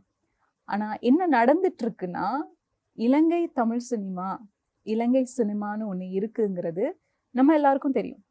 ஆனால் இது ஒரு இன்விசிபிள் இண்டஸ்ட்ரி. இலங்கையை பொறுத்த வரைக்கும் ரெஜிஸ்டர் பண்ணப்பட்ட எல்லாமே சிங்களீஸ் இண்டஸ்ட்ரி தான், சிங்கள படங்கள் தான். 1-2 படங்கள் நாங்கள் ரெஜிஸ்டர் பண்ணி ரிலீஸ் பண்ணிட்டு இருக்கோமே ஒழிய, சர்க்கியூட்குள்ளால ரிலீஸ் பண்ணிட்டு இருக்க முடிய, ஒட்டு மொத்தமாக எங்களுக்கான அங்கீகாரம் இன்னும் இல்லை. எத்தனை பேருக்கு டிரெக்டர்ஸ் ஐடி இருக்கு? இல்லை. ஏன்னா ஒரு ஷார்ட் ஃபிலிம் மேக்கராக நீங்கள் டிரெக்டர்ஸ் ஐடி எடுக்க முடியாது. நீங்கள் ஒரு 3 படங்கள் ஒர்க் பண்ணியிருக்கணும், 4 படங்கள் ஒர்க் பண்ணியிருக்கணும், அது சர்க்கியூட்குள்ளார ரிலீஸ் ஆகிருக்கணும், சென்சார் இருக்கணும், நிறைய ப்ரொசீஜர்ஸ் இருக்குது. டிபியாக இன்றைக்கி நிறைய பேர் வந்து பேர் போடுறாங்க. பட் இங்கே வந்து அதுக்கான எக்ஸாம்ஸ் இருக்குது, எழுதணும். இந்த மாதிரி ப்ரொசீஜர்ஸ் வந்து பெருசு. நாம் சொல்லிக்கலாம், நாம் டேரக்டர் தான், ஒரு படம் எடுத்தாலும் நீங்கள் டேரக்டர் தான், அதில் எந்த மாற்றமும் இல்லை. ஷார்ட் ஃபிலிம் எடுத்தாலும் டேரக்டர் தான். ஆனால் ஒரு அரச அங்கீகாரம்னு ஒன்று இருக்குது தானே. இப்போ நம்ம மனுஷங்க தான், ஆனால் நம்ம குடியுரிமை தேவை இல்லையா எல்லாமே செய்கிறதுக்கு? டாக்குமெண்ட்ஸுங்கிற ஒரு விஷயம் இருக்கு இல்லையா? ஸோ அதே மாதிரி நிறைய விஷயங்கள் பார்க்கும்போது நம்ம கையில் எதுவுமே கிடையாது. ஸோ இன்டர்நேஷ்னலி நான் அதை கெயின் பண்ணேன். எனக்கு லோக்கலி அது கிடைக்க முடியாத ஒரு சுச்சுவேஷனில் நான் இருந்தப்போ நான் அதை இன்டர்நேஷ்னலி கெயின் பண்ணிட்டேன். இப்போ எனக்கு லோக்கல் இது எனக்கு தேவையில்லை. 2வது, இலங்கையில் மக்கள் இருக்கும், தமிழ் மக்கள் இருக்கும், அவங்க மத்தியில் இத்தனை படங்கள் இருக்குது அப்படிங்கிறது இன்டர்நேஷ்னலில் தெரிய வருது. ஸோ அவங்க நிறைய தமிழர்களுக்கு வாய்ப்புகள் இப்போ கொடுக்குறாங்க. தமிழர்களுக்கு வாய்ப்புகளை, ஏன்னா இதுக்கு முன்னாடி போனவங்கெல்லாம் சகோதர இனத்தை சேர்ந்தவங்க, அவங்க யாரும் போய் இங்கே ஒரு தமிழர்கள் இருக்காங்க அப்படிங்கிறத கூட சொல்லலை. ஸோ நான் போய் சொல்லும்போது அவங்களுக்கு ரொம்ப ஆச்சரியமாக இருந்தது. ஓ, இவ்வளோ பேர் இருக்காங்களா, இத்தனை படங்கள் எடுத்திருக்காங்களா. அதே மாதிரி இங்கே இருக்கிறவங்களுடைய படத்தை நான் திரைப்பட விழாக்களுக்கு கொண்டு போய்கிட்டு இருக்கேன். அதன் மூலமாக அதாவது ஒரு பாலம்னு சொல்லுவாங்க இல்லையா, ஒரு பிரிட்ஜாக நான் செயற்பட்டு இருக்கேன். அது ஒரு இன்விசிபிள் பிரிட்ஜ். எனக்கு தெரிஞ்சு நான் யாருடைய படங்களையும் எடுத்து ஃபேஸ்புக்கில் எல்லாம் ப்ரமோட் பண்ணி அதெல்லாம் நான் செய்கிறது இல்லை.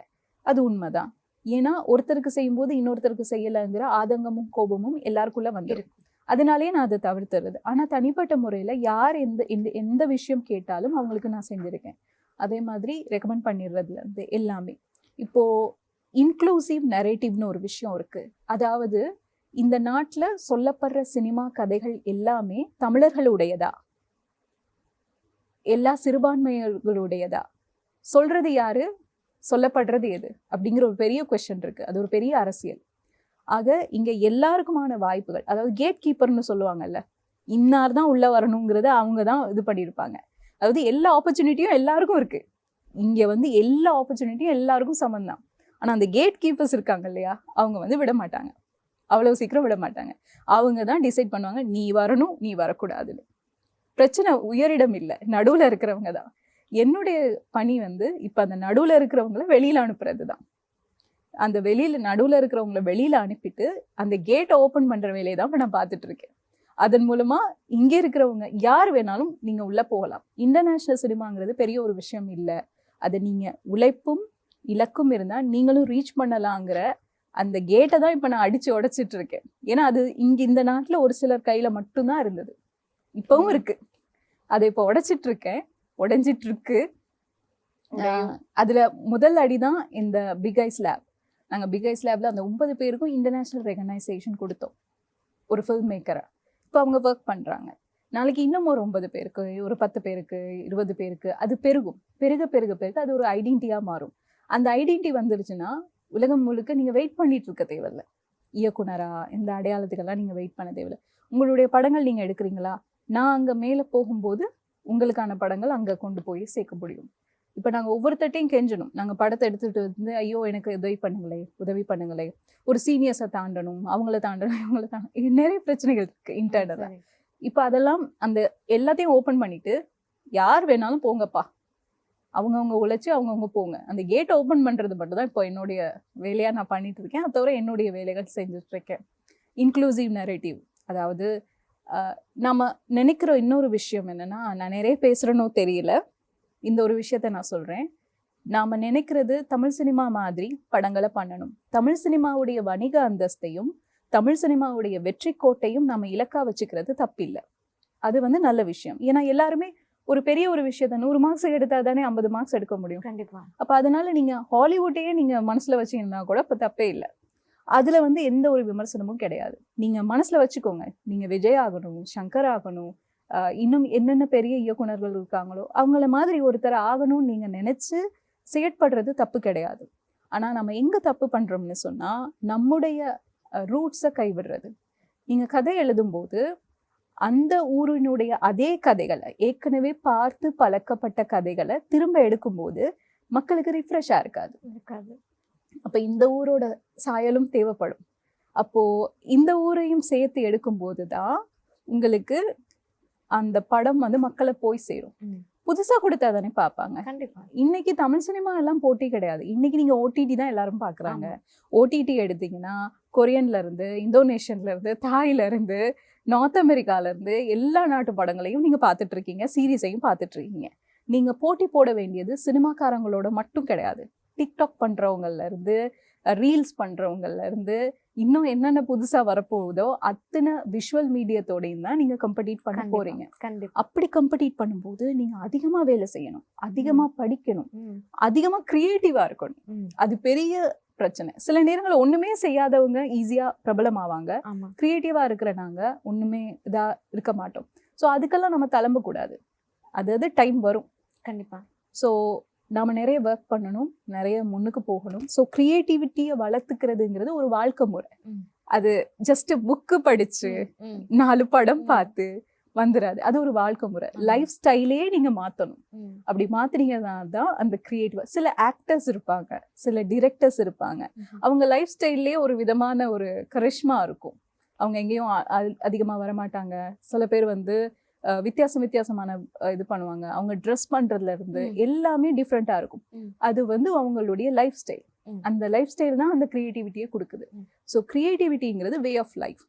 அதை முதல்ல நாம புரிஞ்சுக்கணும். அந்த வே ஆஃப் லைஃபை நாங்க மாத்தினோம்னு சொன்னா நிறைய விஷயங்கள் தன்னால மாறிடும். ஸோ நானும் எதிர்பார்க்கிறேன், இலங்கை சினிமால இருந்து இலங்கையில இருந்து நிறைய கலைஞர்கள், நிறைய புது கதைகள் வரணும் அப்படின்னு சொல்லி, நானும் ஒரு நல்ல தயாரிப்பாளரா நிறைய விஷயங்கள் கிடைச்சிருச்சுன்னு சொன்னா சேர்ந்து நிறைய ஒர்க் பண்ணலாம். நானும் எக்ஸ்பெக்ட் பண்றேன். நீங்க சொன்ன பதில் எனக்கு ரொம்பவும் வந்து ஆணித்தரமா இருந்த ஒரு பதில் என்னன்னா, இங்க பெரியவங்க நிறைய பேர் இருப்பாங்க, மேலதிகாரிகள் வந்து இருப்பாங்க, அடிமட்டத்துல இருந்து வர்ற கலைஞர்களும் இருப்பாங்க. இந்த நடுத்தரவுல இருக்க அந்த கேட் கீப்பர்ஸ் தான் இந்த மாதிரியான விடயங்கள் பண்றது. நிறைய பேர் வந்து பண்றது. அதை தான் அரசியல் அப்படின்னு வந்து சொல்லுவோம். அந்த அரசியலை வந்து உடைக்கிற ஒரு நோக்கத்துக்காக நீங்க வந்து ஒரு இலங்கை சினிமா அப்படிங்கிற ஒரு பெரிய ஒரு விஷயத்த வந்து கையில எடுத்திருக்கீங்க அப்படிங்கிறது ரொம்ப பெருமையான ஒரு விஷயமும் கூட. பவனிதா லோகநாதன் வந்து உலக சினிமாவும் சரி, இலங்கை சினிமா பத்தி நிறைய விஷயங்கள் வந்து பேசிட்டு இருக்கீங்க, நிறைய விஷயம் வந்து கலந்துரையாடி இருக்கீங்க. இப்போ அப்படியே தாண்டி பவனிதா லோகநாதனுக்கு ஒரு பிடிச்ச ஒரு ஃபில்ம் மேக்கர் அப்படின்னா யாரு? அதுவும் தமிழ் சினிமால நான் கேட்குறேன், யாரு பார்த்தா பார்த்துட்டே இருக்கலாம் இந்த படத்தை ஒரு தடவைக்கு மேல அப்படின்னா யாரை வந்து? நிறைய பேருக்கு தெரியாத ஒரு விஷயம், நான் எந்த அளவு வேர்ல்ட் சினிமா பார்ப்பனும் அதே அளவு கமர்ஷியல் சினிமாவும் நிறைய பார்ப்பேன். எனக்கு கமர்ஷியல் படம் பிடிக்கும். ஒரு 10 வருஷத்துக்கு முன்னாடி என் கூட ஒர்க் பண்ணவங்ககிட்ட கேட்டிங்கன்னா நான் தமிழ் சினிமா பற்றி எல்லாமே சொல்லுவேன். மூவி லைப்ரரி அந்த மாதிரி தான் கூப்பிடுவாங்க, கிண்டலுக்கு கூப்பிடுவாங்க. தமிழ் சினிமா நிறைய பார்ப்பேன். கடந்த அதுக்கப்புறம் ஒரு டைமுக்கு பிறகு நாடாக சுற்ற ஆரம்பிச்சதுல நமக்கு படம் பார்க்குற அக்சஸ் இருக்காது. ஸோ அந்த காலகட்டத்தில் நான் பெருசாக படம் பார்க்கல, தமிழ் சினிமா பார்க்கல. ஆனால் எல்லா நாட்டு படமும் பார்த்துருக்கேன். நீங்கள் பிடிச்ச டேரக்டர்னு கேட்டிங்கன்னா எனக்கு ஒரு பெரிய லிஸ்ட் இருக்குது. தமிழில் இல்லை, ஒரு ஆள், ரெண்டா? எனக்கு ஃபாரின்ல நிறைய இருக்குது. வாங்கார்வாய், தர்கோஸ்கி, டெரன்ஸ் மாலிக், அதுக்கப்புறம் சூஜி தெரியாமா, ஒரு பெரிய பெரிய பெரிய லிஸ்ட். தமிழில் எனக்கு வந்து மகேந்திரனுடைய நான் அந்த டைமில் சொல்கிறேன், இப்போ தெரியாது, அந்த டைமில் மகேந்திரனுடைய படங்கள் பிடிக்கும். அவர் ஒரு ரைட்டர், ஆனால் அவருடைய விஷுவல் நரேட்டிவ்ல நிறைய வித்தியாசம் இருக்குது, அந்த அளவு இல்லை. பட் ஒரு ரைட்டராக நான் ரொம்ப விருப்பப்படுற ஒருத்தர் அவர். முக்கியமாக ஜானி, அவருடைய அந்த படம் எனக்கு ரொம்ப பிடிக்கும். அது நிறைய பார்ப்பேன். அது தவிர நான் அதிகமாக தமிழ் படங்கள் தான் பார்ப்பேன், தமிழ் பாடல்கள் கேட்பேன். அதெல்லாம் எனக்கு இருக்குது, அந்த இது இருக்குது. தெலுங்கு பாடல்கள் பார்க்குறது அதெல்லாம் இருந்துச்சு. இப்போ கொஞ்சம் குறைஞ்சிருச்சு, ஏன்னா என்னுடைய இந்த சுற்றுப்பயணம் அந்த ஒரு இதனால.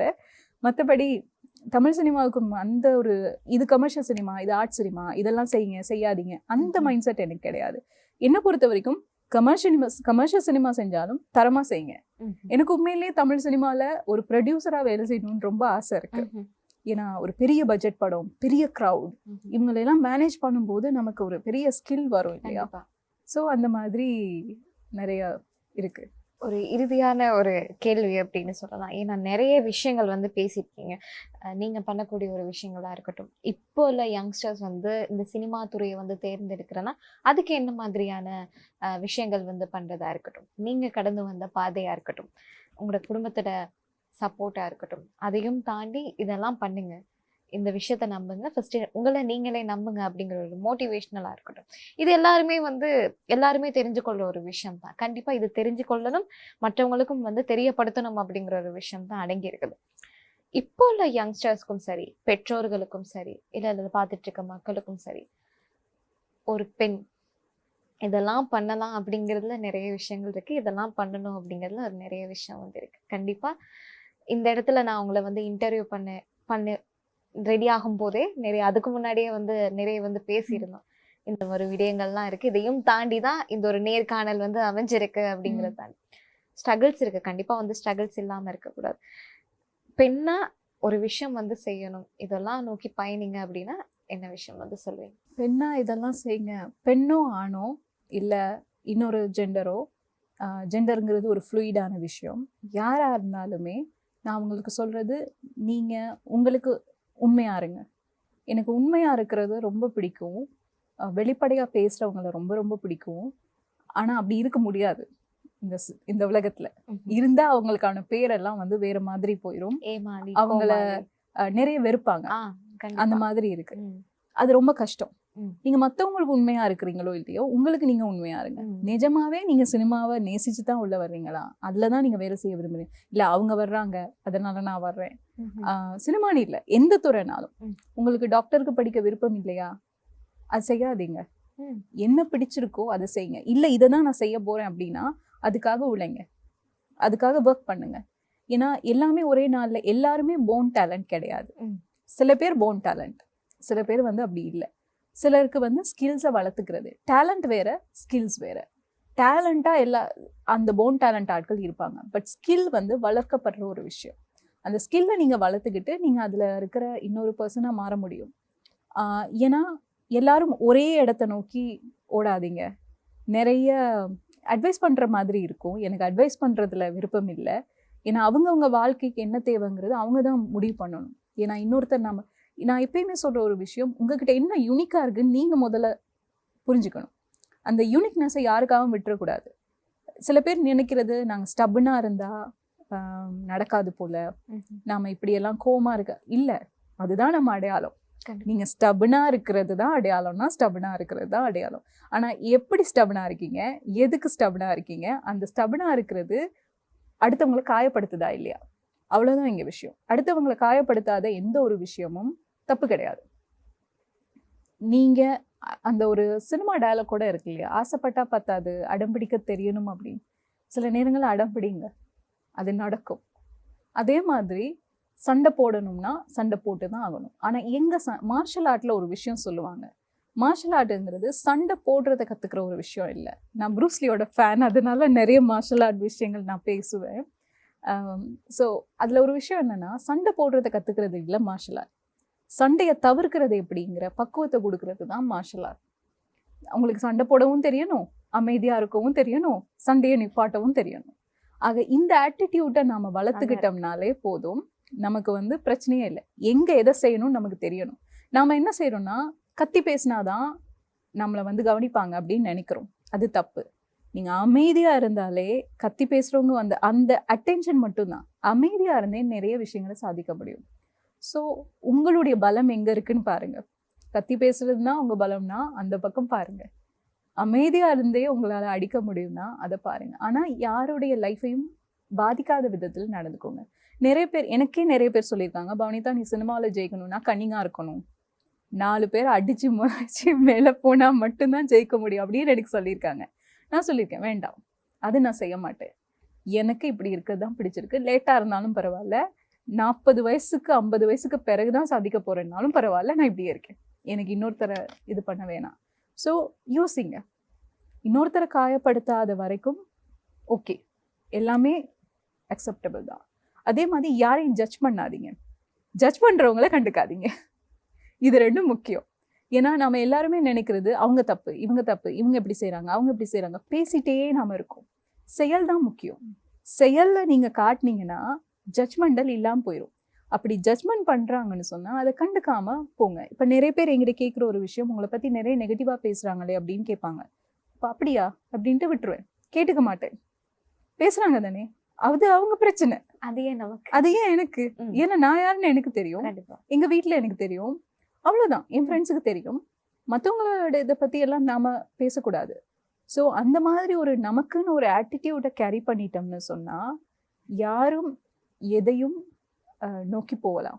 ஆணானாலும் பெண்ணானாலும் சரி. முக்கியமாக பெண்களுக்கு நான் சொல்கிற ஒரு விஷயம், உங்களுக்கு என்ன வேணுங்கிறத நீங்கள் தான் டிசைட் பண்ணணும். அந்த டிசைடிங் அத்தாரிட்டியை இன்னொருத்தங்களுக்கு கொடுக்காதீங்க. ஒருவேளை நீங்கள் சூஸ் பண்ணுற விஷயம் எதுவாக இருந்தாலும் தப்பாக போயிடுச்சின்னு வச்சுக்கோங்க, அக்கௌண்டபிலிட்டி எடுத்துக்கோங்க, அதுக்கான பொறுப்பு எடுத்துக்க. ஆமாம் நான் தப்பாக போயிட்டேன், அது பிழைச்சிருச்சு, என்னோட டிசிஷன், இட்ஸ் ஓகே. தவறுல இருந்து திருத்திக்குவோம், திருத்திக்கிட்டு இன்னொரு டிசிஷன் எடுங்க. ஐயோ அப்படின்னு முடங்கிடாதீங்க. ஏன்னா பூ மாதிரி மென்மையாக இருக்கணும் அப்படின்னு சொல்லி சொல்லி நம்ம வளர்க்கப்பட்டிருக்கோம். தலை குனிஞ்சு தான் போகணும் அப்படின்னு வளர்க்கப்பட்டிருக்கோம். அதெல்லாம் இல்லை. நீங்கள் வந்து உங்களுக்கு என்ன தேவையோ அதை நேர்பட பேசுங்க, அதை கேளுங்க. சில விஷயங்கள் நான் எப்பயுமே சொல்கிற ஒரு விஷயம், உங்களுக்கான கதவுகள், நமக்கான கதவுகள் வரலை அப்படின்னு சொன்னால், திறக்கலைன்னா உங்களுக்கான கதவுகளை நீங்களே உருவாக்குங்க. உருவாக்க முடியும் அப்படிங்கிறது தான். ஸோ அவ்வளோதான். ஓகே, கண்டிப்பாக இந்த ஒரு நேர்காணல்ல நான் புரிஞ்சுக்கிட்ட விஷயமும் சரி, கற்றுக்கிற விஷயமும் சரி ஏராளமாக இருக்கும்னு வந்து நினைக்கிறேன். ஸோ யங்ஸ்டர்ஸாக இருக்கட்டும், இனி வர காலங்களில் வந்து நிறைய பேர் வந்து சினிமா தான் எனக்கு வந்து சோறு போட போகுது, நான் சினிமா தான் வந்து தேர்ந்தெடுக்க போகிறேன் அப்படிங்கும்போது பவனிதா லோகநாதன் அவர்களை வந்து பின்பற்றினா நல்லா இருக்குமே அப்படிங்கிற ஒரு விஷயமா இருக்கட்டும், எல்லாமே வந்து அப்படியே வந்து டிக் பண்ணிட்டே தான் போயிட்டு இருக்கோங்க. ஒரு விஷயத்துல எதுலையுமே எனக்கு சலைச்சது மாதிரி விளங்கவே இல்லை. நீங்க சொல்லக்கூடிய ஒரு விஷயம்தான், பெண்களா இருந்துட்டு தலை குனிஞ்சு தான் இருக்கணும், காலுக்கு மேல் வந்து கால் போடக்கூடாது, இதுதான் படிக்கணும், இதை தான் பண்ணணும், கல்யாணம் பண்ணணும், அடுத்தடுத்து வந்து குழந்தைகளை வந்து பெற்றுக்கொள்ளணும், ஹஸ்பண்டை பார்க்கணும் அப்படிங்கிற ஒரு வரையறைக்குள்ள இல்லாம வெளியிலையும் தாண்டி இதை தான் பண்ணணும், இந்த விஷயம் தான் பண்ண போறோம்னு ஆஸ் அ பேரண்ட்ஸா நாங்க அவங்க கிட்ட வந்து சொல்லிட்டோம் அப்படின்னு சொன்னா அவங்க வந்து நம்மளை அக்செப்ட் பண்ணிப்பாங்க. அதுக்கான விஷயங்களெல்லாம் அவங்களே வந்து பண்ணிப்பாங்க. என் பிள்ளை நல்லா தான் ஒரு வழியில போய்கிட்டு இருக்கு அப்படிங்கிற ஒரு விஷயமா இருக்கட்டும். இந்த விஷயமெல்லாம் எனக்கு ஒரு ரொம்ப பிடிச்ச ஒரு விஷயம் வந்து நான் எடுத்துக்கிறேன். நீங்க பண்ண போற எல்லா விடயங்களும், நீங்க அடுத்து செய்ய போற தமிழ் சினிமாவுக்கு, இலங்கை சினிமாவுக்கு, குறிப்பாக உலக சினிமாவுக்கு பண்ண போற எல்லா புது விடயங்களும் வந்து கண்டிப்பா ஒரு வெற்றியான ஒரு பாதையை நோக்கி தான் வந்து போகும். அந்த இது விதமான சந்தேகமே கிடையாது.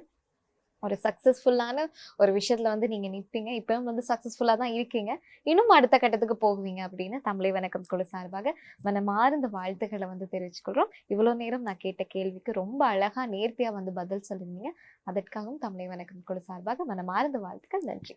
நன்றி ஹரிணி. என்னை இங்கே அழைச்ச ஹரிணிக்கு கிட்டத்தட்ட 1 வருஷத்துக்கு மேலே என்னை கூப்பிடுறதுக்காக ரொம்ப முயற்சி பண்ணியிருக்கீங்க. அந்த பொறுமைக்கு என்னுடைய முதல் நன்றிகள். அதுக்கு பிறகு என்னை கூப்பிட்டதுக்கு நன்றி. இங்கே ஒர்க் பண்ண எல்லாருக்கும் நன்றி. ஏன்னா நானும் இந்த மாதிரி இடத்துல இருந்து தான் வந்திருக்கேன்.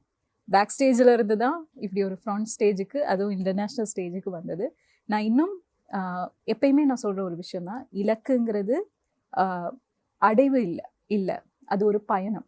அந்த பயணத்தை என்ஜாய் பண்ணுங்க, சந்தோஷமா இருங்க, அதுதான் ரொம்ப முக்கியம். ஸோ இதை நிகழ்ச்சியை பார்த்துட்டு இருக்க எல்லாருக்குமே நான் சொல்றது அதுதான். நானும் அந்த வெற்றியை நோக்கின பயணத்துல தான் இருக்கேன். வாங்க எல்லாரும் சேர்ந்து பயணிப்போம். நன்றி.